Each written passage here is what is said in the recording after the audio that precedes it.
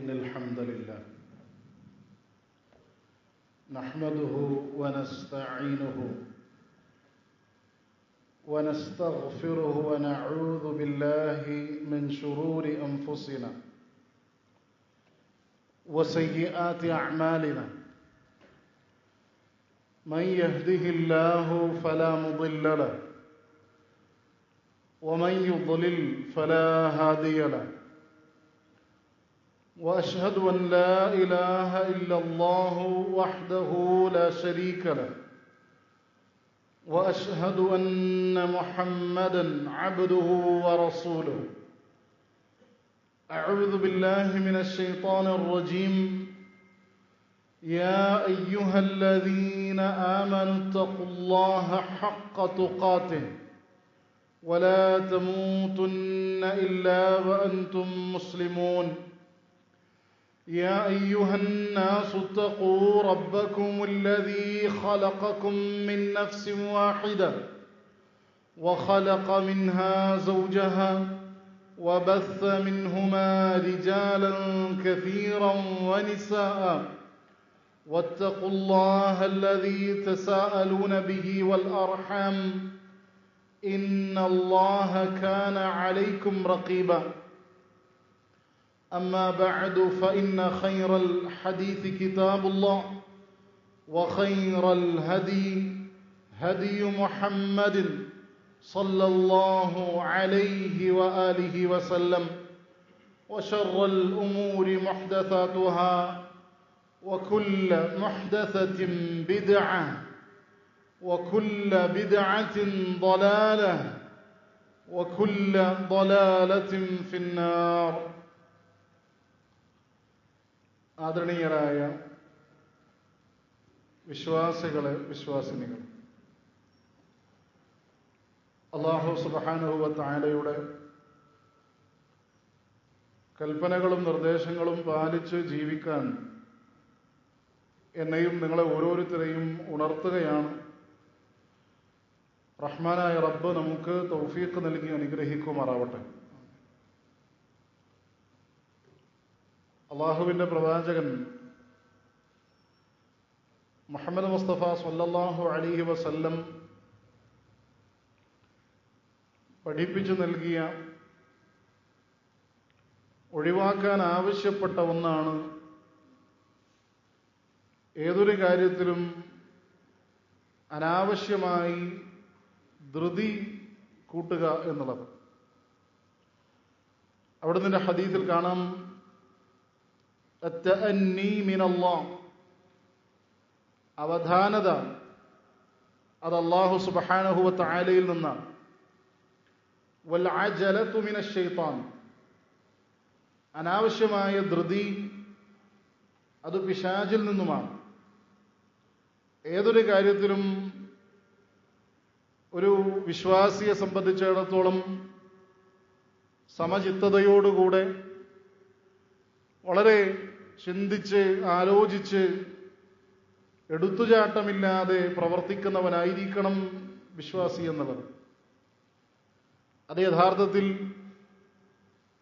ഏറെ ഗൗരവപ്പെട്ട ചില മേഖലകൾ കൂടെയുണ്ട്. അതിൽപ്പെട്ട ഒന്നാണ് അപരനായ നമ്മളുടെ സഹോദരന്മാരെ കുറിച്ച് നമ്മൾ ദുഷ്ചിന്ത മനസ്സിൽ കൊണ്ടുവരിക എന്നുള്ളത്. ഒരു വിശ്വാസിയായ സഹോദരനെ സംബന്ധിച്ചിടത്തോളം ഇസ്ലാമിൽ അവന് കൊടുക്കുന്ന സ്ഥാനം വളരെ വലുതാണ്. ഒരു വിശ്വാസി അയാൾക്ക് അല്ലാഹു സുബ്ഹാനഹു വ തആലയുടെ അടുക്കലുള്ള സ്ഥാനത്തിൻ്റെ വലുപ്പത്തെ സംബന്ധിച്ച് മഹാന്മാരായ സലഫുകളിൽ നിന്ന് ഉദ്ധരിക്കപ്പെട്ടത് നമുക്ക് കാണാൻ സാധിക്കും. മഹാനായ ഇബ്നു ഉമർ റളിയല്ലാഹു അൻഹു, അദ്ദേഹം ഒരിക്കൽ കഅബയിലേക്ക് ചൂണ്ടിക്കൊണ്ട് അതിലേക്ക് തിരിഞ്ഞു നിന്നുകൊണ്ട് അദ്ദേഹം പറയുന്നതായി ഹദീസുകളിൽ സ്ഥിരപ്പെട്ടതായി കാണാം. അദ്ദേഹം പറയുകയാണ്, മാ അഅ്സമകി വ അഅ്സമ ഹുർമതകി, നിന്റെ മഹത്തരം, നിന്റെ മഹത്വം, നിന്റെ വലുപ്പം അത് ഇത്രമാത്രം വലുതാണ്. നമുക്ക് ഒരു മുസ്ലിമിനെ സംബന്ധിച്ചിടത്തോളം, ഒരു മുസ്ലിമായൊരു മനുഷ്യനെ സംബന്ധിച്ചിടത്തോളം കഅബയുടെ വലുപ്പത്തെ സംബന്ധിച്ച് പറയേണ്ട ആവശ്യമില്ല. അയാൾക്കതിൻ്റെ മഹത്വത്തെ സംബന്ധിച്ച് പറഞ്ഞ് ബോധ്യപ്പെടുത്തേണ്ട സാഹചര്യവുമില്ല. കാരണം എൻ്റെയും നിങ്ങളുടെയും ഒക്കെ മനസ്സിൽ കഅബയുടെ ആദരവ്, കഅബയോടുള്ള മഹത്വം അത് വളരെ വലുതാണ്. അതുകൊണ്ട് തന്നെ മഹാനായ ഇബ്നു ഉമർ റളിയല്ലാഹു അൻഹു പറയുന്നു, നിന്റെ മഹത്വം അതെത്ര വലുതാണ്. പക്ഷേ വൽ മുഅ്മിനു, ഒരു സത്യവിശ്വാസി, അഅ്സമു ഹുർമതൻ ഇൻദല്ലാഹി മിൻക, അല്ലാഹു സുബ്ഹാനഹു വ തആലയുടെ അടുക്കൽ നിന്നേക്കാൾ മഹത്വമുള്ളവനാണ് എന്ന് മഹാനായ ഇബ്നു ഉമർ റളിയല്ലാഹു അൻഹു പറയുകയാണ്. സഹോദരന്മാരെ, ഇത് നമ്മെ പഠിപ്പിക്കുന്ന, ചിന്തിപ്പിക്കേണ്ട ഒരു കാര്യമുണ്ട്. ഞാനും നിങ്ങളുമൊക്കെ അപരരായ നമ്മളുടെ സഹോദരന്മാരുമായി സംസാരിക്കുമ്പോൾ, ഇടപെടുമ്പോൾ അവരെ വേദനിപ്പിക്കാതെ, അവർക്ക് പ്രയാസം സൃഷ്ടിക്കാതെ എത്രമാത്രം നല്ല രൂപത്തിൽ നമ്മൾ ഇടപെടേണ്ടതുണ്ട് എന്നത് ഈ ഒരൊറ്റ വചനം തന്നെ നമുക്ക് അറിയിച്ചു നൽകുന്നുണ്ട്, പഠിപ്പിച്ചു നൽകുന്നുണ്ട്. അതുകൊണ്ട് തന്നെ നമ്മൾ കഴിവിൻ്റെ പരമാവധി ഈ വിഷയം ശ്രദ്ധിക്കേണ്ടതുണ്ട്. അതോടൊപ്പം തന്നെ നമ്മൾ മനസ്സിലാക്കേണ്ട മറ്റൊന്നാണ്, പലപ്പോഴും നമുക്കിടയിൽ പ്രശ്നവും പ്രയാസവുമൊക്കെ രൂപപ്പെട്ടു വരാൻ പിശാച് വഴിവെക്കുന്ന ചില കാര്യങ്ങളുണ്ട്. അതിൽപ്പെട്ട ഒന്നാണ് നേരത്തെ നമ്മൾ സൂചിപ്പിച്ചതുപോലെ നമ്മളുടെ സഹോദരന്മാരെ കുറിച്ച് ദുഷ്ചിന്ത മനസ്സിലുണ്ടാവുക എന്നുള്ളത്. അവരുടെ പ്രവർത്തനം അത് നമുക്ക് എപ്പോഴും സംശയത്തിന്റെ കണ്ണോടുകൂടെ അങ്ങനെ നോക്കിക്കാണുക എന്നുള്ളത് അതൊരിക്കലും ഇസ്ലാം പഠിപ്പിക്കുകയോ പ്രോത്സാഹിപ്പിക്കുകയോ ചെയ്യാത്തതാണ്. എന്തിനേറെ ഇസ്ലാമിക ചരിത്രം നമ്മളൊന്ന് പരിശോധിച്ചു നോക്കുക. മഹാന്മാരായ സ്വഹാബത്തിൽ നിന്ന് ഏതെങ്കിലും നിലക്കൊരു അബദ്ധം സംഭവിച്ചാൽ അതെങ്ങനെയായിരുന്നു റസൂലുള്ളാഹി സ്വല്ലല്ലാഹു അലൈഹി വസല്ലമ കൈകാര്യം ചെയ്തിരുന്നത്? ഉടനടി അവരോട് യാതൊന്നും ചോദിക്കാതെ, അവരോട് ആ വിഷയത്തെ സംബന്ധിച്ച് യാതൊന്നും ഒരു വിശദീകരണവും നടത്താതെ അവർക്ക് ഹുക്മ് പറയുകയായിരുന്നു റസൂൽ കരീം സല്ലല്ലാഹു അലൈഹി വസല്ലം ചെയ്തിരുന്നത്? ഒരിക്കലുമല്ല. മഹാനായ ഹാത്തിബ് ബിൻ അബീ ബൽതഅ റളിയല്ലാഹു അൻഹു, അദ്ദേഹം സ്വഹാബിയാണ്, ബദറിൽ പങ്കെടുത്ത വ്യക്തിയാണ്. അദ്ദേഹവുമായി ബന്ധപ്പെട്ട് ഉദ്ധരിക്കപ്പെടുന്ന ഒരു സംഭവമുണ്ട്. പ്രവാചകൻ സല്ലല്ലാഹു അലൈഹി വസല്ലമയ്ക്ക് വഹയി ലഭിക്കുകയാണ്. ഒരു സ്ത്രീ ഇന്ന ഒരു സ്ഥലത്ത് നിൽപ്പുണ്ട്, അവരുടെ അടുക്കൽ ഒരു എഴുത്ത് ആ സ്ത്രീയുടെ കയ്യിലിരിപ്പുണ്ട്. അത് വളരെ അപകടം പിടിച്ച ഒരു എഴുത്താണ്, അതുകൊണ്ട് തന്നെ അത് കൈപ്പറ്റണം, അതെങ്ങനെയും കൊണ്ടുവരണമെന്ന് റസൂൽ സല്ലല്ലാഹു അലൈഹി വസല്ലമക്ക് വഹയി മുഖേന അറിയിപ്പ് നൽകപ്പെടുന്നു. പ്രവാചകൻ സല്ലല്ലാഹു അലൈഹി വസല്ലം അലി റളിയല്ലാഹു അൻഹുവിനെയും സ്വഹാബികളിൽ മറ്റു ചിലരെയും ആ സ്ത്രീയുടെ അടുക്കലേക്ക് അയക്കുകയാണ്. അവരെ അങ്ങനെ അവരുടെ അടുക്കലേക്ക് പോവുകയും ആ കത്ത് സ്വഹാബികൾ അവരിൽ നിന്ന് കൈപ്പറ്റുകയും ചെയ്തു. അവരാദ്യം വിസമ്മതിച്ചു, പക്ഷേ അവർക്കത് കൊടുക്കാതെ തരമില്ല എന്ന് ബോധ്യപ്പെട്ടപ്പോൾ അവരെടുത്തു കൊടുത്തു. ഈ കത്തുമായിക്കൊണ്ട് റസൂലുള്ളാഹി സ്വല്ലല്ലാഹു അലൈഹി വസല്ലമയുടെ അടുക്കലേക്ക് വരുമ്പോൾ ഈ കത്തിൽ എഴുതപ്പെട്ടിരുന്നത് നമുക്ക് കാണാം, അത് ഈ പറയപ്പെട്ട ഹാത്തിബ് ബിൻ അബീ ബൽതഅ റളിയല്ലാഹു അൻഹുവിൽ നിന്ന് മക്കയിലെ മുശ്രിക്കീങ്ങൾക്കുള്ള എഴുത്തായിരുന്നു. അദ്ദേഹത്തിന്റെ പരാമർശം അഥവാ ഇത്തരത്തിൽ നബിയും സഹാബത്തും അവിടേക്ക് കടന്നു വരുന്നുണ്ട്, നിങ്ങൾ ജാഗ്രത പാലിക്കണമെന്നുള്ള എഴുത്ത് ഈ പറയപ്പെട്ട സ്ത്രീയിൽ നിന്ന് കണ്ടെടുക്കുകയാണ്. അത് ഹാത്തിബ് ബിൻ അബീ ബൽതഅയുടേതാണ് എന്ന് അതിൽ കൃത്യമായി രേഖപ്പെടുത്തി പ്രവാചകൻ കാണുകയാണ്. ഇത് കാണുമ്പോൾ സ്വഹാബികളിൽ ചിലർക്ക് വളരെ പ്രയാസമുണ്ടാക്കുന്നുണ്ട്. അവർ അദ്ദേഹത്തിനെതിരെ സംസാരം നടത്തുന്നുണ്ട്. പക്ഷേ പ്രവാചകൻ സല്ലല്ലാഹു അലൈഹി വസല്ലം അങ്ങേയറ്റം നല്ല സമചിത്തതയോടുകൂടെയായിരുന്നു അവിടെ ഇടപെട്ടത് എന്ന് ഹദീസുകളിൽ പഠിപ്പിക്കപ്പെട്ടതായി കാണാൻ സാധിക്കും.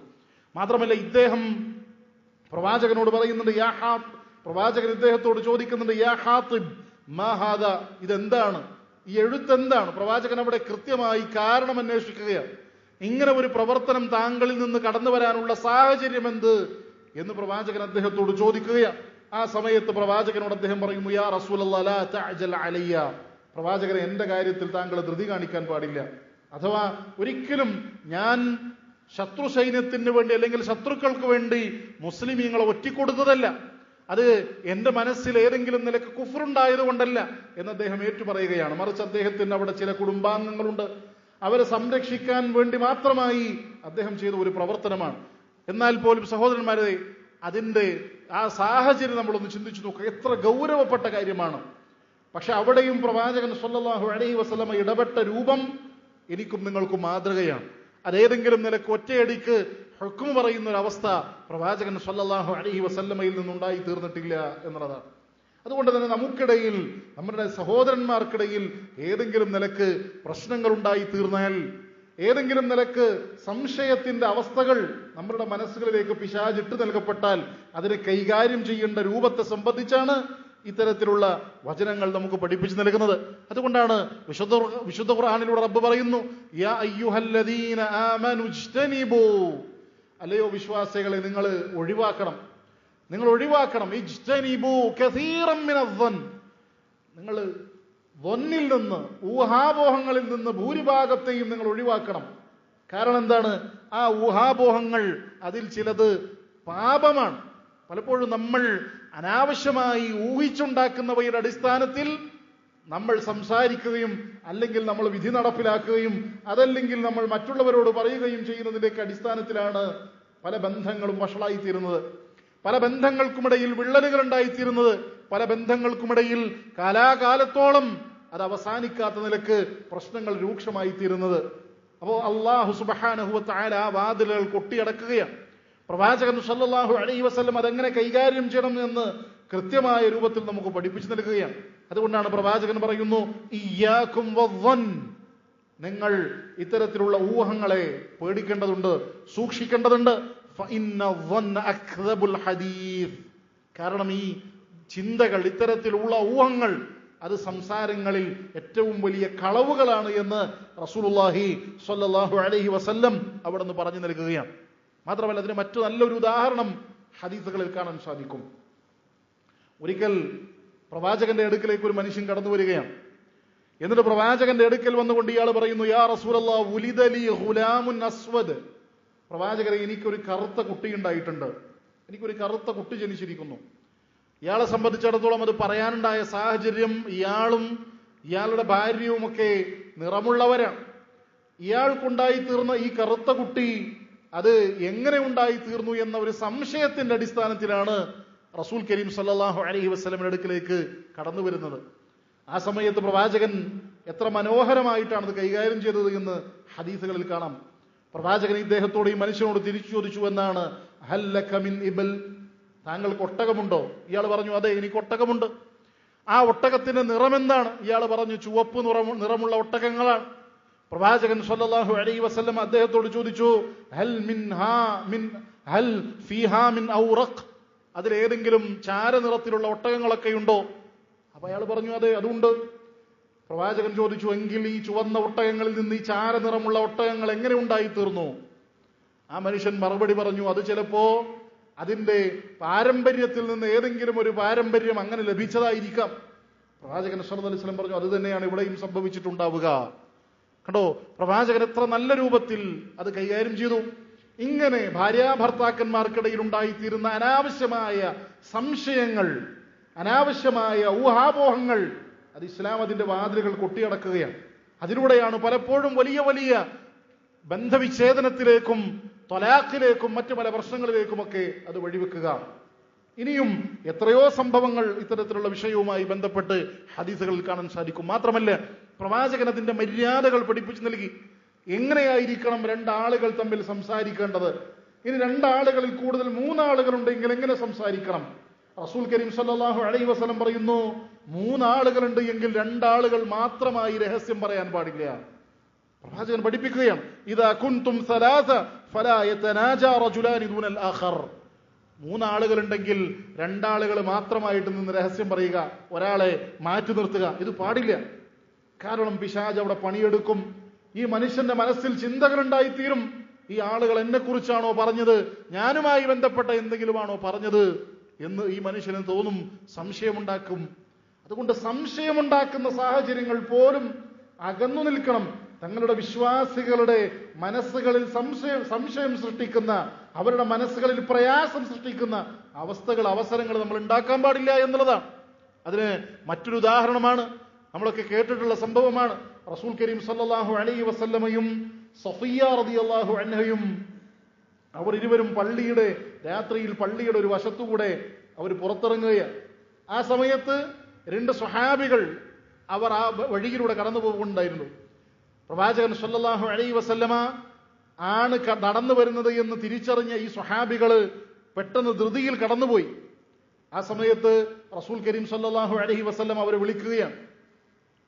നിങ്ങൾ മെല്ലെ നടന്നു പോയാൽ മതി, ഇതെന്റെ കൂടെയുള്ളത് സഫിയയാണ് എന്നവരോട് പറഞ്ഞു കൊടുക്കുന്നു. ഇത് കേട്ടപ്പോൾ സ്വഹാബികൾ പറയുന്നത് ഹദീസുകൾ കാണാം, സുബ്ഹാനല്ലാഹ് യാ റസൂലല്ലാഹ്, അള്ളാന്റെ പ്രവാചകരെ, താങ്കളെ കുറിച്ച് ഞങ്ങൾ എന്തെങ്കിലും അങ്ങനെ ഒരു ദുശ്ചിന്ത കടന്നു വരികയോ? ആ സമയത്ത് പ്രവാചകന്റെ മറുപടി ഹദീസിൽ കാണാം, ഇന്ന ശൈത്താന യജ്രി മിനൽ ഇൻസാനി മജ്റദ്ദം. പിശാചി എന്ന് പറഞ്ഞാൽ മനുഷ്യന്റെ രക്തം എവിടെയൊക്കെ സഞ്ചരിക്കുന്നുണ്ടോ അവിടെയൊക്കെ പിശാചി സഞ്ചരിക്കും. അതുകൊണ്ട് വഇന്നി ഖശീതു അൻ യുൽഖിയ ഫി അൻഫുസികുമാ ശൈആ, ആ ശൈത്താൻ നിങ്ങളുടെ മനസ്സുകളിൽ എന്തെങ്കിലും ഒന്ന് ഇട്ടു നൽകുമെന്ന് ഞാൻ ഭയപ്പെട്ടു പോയി എന്ന് മഹാനായ റസൂലുള്ളാഹി സ്വല്ലല്ലാഹു അലൈഹി വസല്ലം അവർക്ക് പഠിപ്പിച്ചു കൊടുക്കുകയാണ്. അപ്പൊ അങ്ങനെയുള്ള സാഹചര്യങ്ങൾ പോലും പ്രവാചകൻ എങ്ങനെയാണ് കൈകാര്യം ചെയ്യുന്നത്? നമ്മൾ പോയിട്ട് അങ്ങനെയുള്ള സാഹചര്യങ്ങൾ ഉണ്ടാക്കരുത് എന്നാണ് ഈ ഹദീസ് പഠിപ്പിച്ചു നൽകുന്നത്. അഥവാ സാഹചര്യങ്ങൾ ഉണ്ടായി തീർന്നാൽ അത് നമ്മൾ ദൂരീകരിച്ചു കൊടുക്കണം. നമ്മൾ ഒരിക്കലും വിചാരിക്കരുത്, ഞാനെന്തിനാ തിരുത്തി കൊടുക്കേണ്ട ആവശ്യം, ഞാനെന്തിനാണ് അത് തിരുത്തി കൊടുക്കേണ്ട ആവശ്യം, അവൻ എന്തിനാണ് എന്നെ കുറിച്ച് അങ്ങനെ വിചാരിച്ചത്. നമ്മൾ അങ്ങനെ വിചാരിക്കേണ്ട ആവശ്യമില്ല. അയാൾക്ക് എന്നെ കുറിച്ചൊരു ദുശ്ചിന്ത കടന്നു വരാനുള്ള സാഹചര്യം എന്റെ പക്കൽ നിന്നുണ്ടായി എന്നെനിക്ക് തോന്നിയാൽ ഞാനത് തിരുത്തി കൊടുക്കണം. അയാളിൽ നിന്ന് നീക്കം ചെയ്യാൻ വേണ്ടി പരിശ്രമിക്കുകയും ചെയ്യണമെന്നാണ് ഇത്തരത്തിലുള്ള ഹദീസുകൾ നമുക്ക് പഠിപ്പിച്ചു നൽകുന്നത്. അപ്പോ ഓരോ വിശ്വാസിയും അവർ ശ്രദ്ധിക്കേണ്ടത് എന്താ? അപരനായ എന്റെ സഹോദരനെ കുറിച്ച് ദുശ്ചിന്ത പാടില്ല. ഇനി എന്റെ ഭാഗത്തു നിന്ന് ഇത്തരത്തിലൊരു ദുശ്ചിന്തയുടെ സാഹചര്യം ഞാൻ ഉണ്ടാക്കിയിട്ടുണ്ട് എങ്കിൽ സഹോദരന്മാര് നമ്മൾ എന്താ ചെയ്യേണ്ടത്? അത് ഇല്ലാതാക്കാനുള്ള പരിശ്രമങ്ങൾ നമ്മളുടെ ഭാഗത്തു നിന്നുണ്ടായിത്തീരേണ്ടതുണ്ട്. അങ്ങനെയെങ്കിൽ നമ്മുടെ മനസ്സുകളിൽ ഇണക്കവും സന്തോഷവും ഒക്കെ ഉണ്ടായിത്തീരുമെന്ന് ഈ ഹദീസുകൾ നമുക്ക് പഠിപ്പിച്ചു നൽകുന്നു.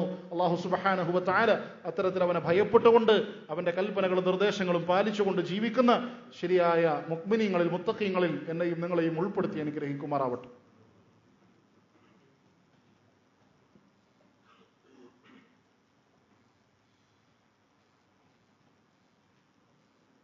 الحمد لله الذي هدانا لهذا وما كنا لنهتدي لولا أن هدانا الله وعلى آله وصحبه أجمعين أما بعد.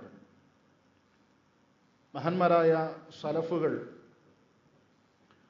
അവരുടെ ജീവിതത്തിൽ ഇത്തരത്തിലുള്ള സാഹചര്യങ്ങൾ അവരെങ്ങനെ കൈകാര്യം ചെയ്തു എന്നത് എനിക്കും നിങ്ങൾക്കുമൊക്കെ വളരെ വലിയ മാതൃകയാണ്.